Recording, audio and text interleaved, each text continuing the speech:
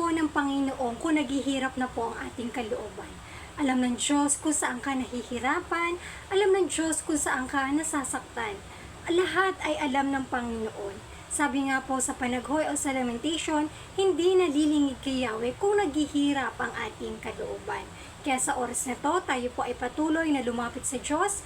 Ano man ang iyong iniisip, ka-viewers, ka-faithful fellowship, ano man ang laman ng iyong puso, yan ay alam ng Diyos, na kahit hindi mo pa sinasabi, alam ng Panginoon. He is still all-knowing God sa buhay mo at sa buhay po nating lahat. Sige po, tayo po ay manalangin sa umagang ito, sa araw na ito. Tayo po ay lumapit sa ating Diyos na buhay at dakila. Sige po, Heavenly Father in heaven, hallelujah. O aming amang Diyos sa pinakamakapangyarihan sa lahat, Diyos ng langit, Diyos ng lupa at Diyos ng aming buhay.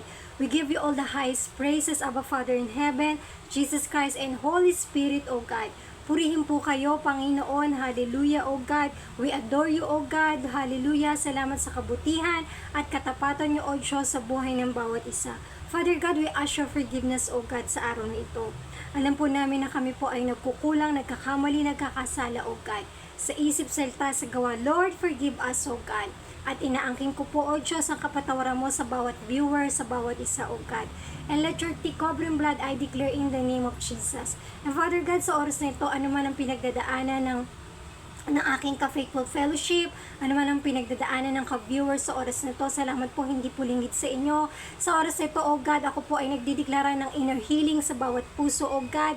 I declare inner healing, Panginoon, mentally, O God, in the name of Jesus. And Father God, I pray sa oras na ito, ang lahat na nangangailangan ng provision, ng financial blessing, O God, I declare your miracle blessing and miracle help, Panginoon, sa taong ito, O God. Lord, I declare na isustain mo ang pangailangan ng kanyang anak sa pag-aaral, ang pangailangan ng kanyang anak, Lord, maging sa pangailangan, Lord, sa mga babies, Lord, i-provide mo, Lord, yung mga may anak na maliliit pa, yung mga diapers, Lord, yung mga gatas na kailangan ng bata, O Diyos, hallelujah. And I declare medication, Panginoon, provision sa mga patuloy na nagme-maintenance, O God. Kayo po ay magkaloob ng financial, O God, sa araw na ito. At salamat po sa mga estudyante na hindi pa kumpleto ang mga gamit.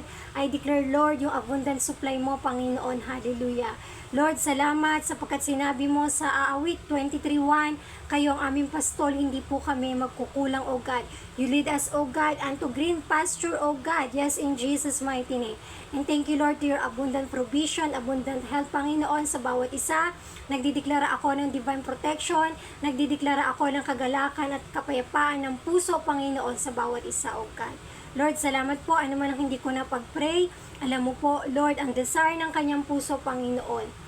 Abutin mo po ang desire ng kanyang puso, O Diyos, hallelujah, sapagkat wala pong mahirap para sa inyo, Panginoon. Nilalagay ko po sa inyong paanan ng dalangin ito and seal my prayer, Lord, which your most powerful blood, O God. In Christ Jesus we pray, Amen at Amen. Ka-viewers, ka-faithful fellowship, brothers and sisters, i-receive nyo na po ang panalangin ito sapagkat ang Diyos po ay hindi po tayo bibiguin sa ating hinihiling.